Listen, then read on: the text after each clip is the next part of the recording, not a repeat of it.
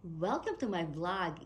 I-share ko lang po sa inyo itong ginawa kong table settings early today.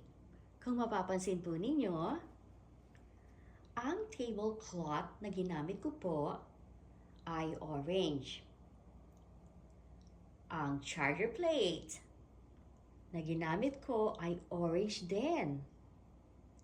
At ang napkin ring holder ay orange pa rin.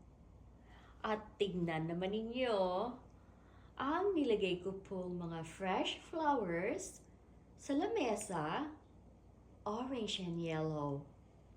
Siguro magtataka kayo, no? Bakit puro orange?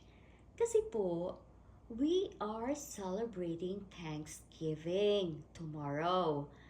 At orange is considered the color for Thanksgiving. Primarily because it's a prominent color of autumn, representing the harvest season. Okay, so kung siguro sabihin ninyo, ano ba yan? Lahat orange? Kasi nga po, yan po ang kulay ng Thanksgiving.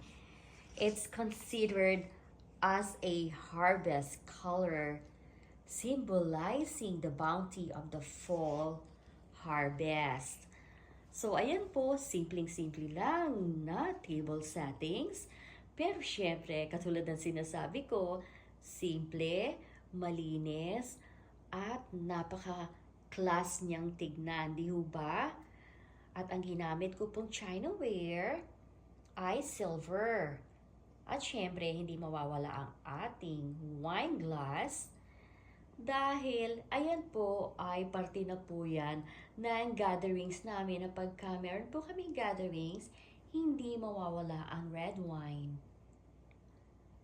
So, ayan lamang po at na-share ko po sa inyo ito pong kakaibang table settings na naman para sa aming Thanksgiving celebration.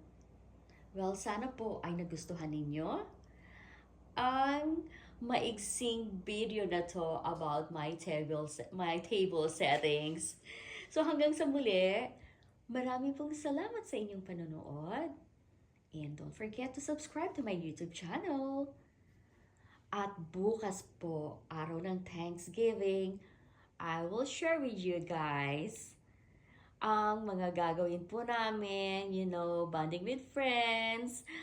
Syempre, we need to eat good tomorrow kasi Thanksgiving. At syempre, ang importante, magkikita-kita kami ng mga kaibigan. Magsa-celebrate kami ng Thanksgiving. Although we are not complete tomorrow kasi po yung ibang friends namin ay meron pong previous commitment. Kaya kung sino lang po yung makarating tomorrow, well, that's okay.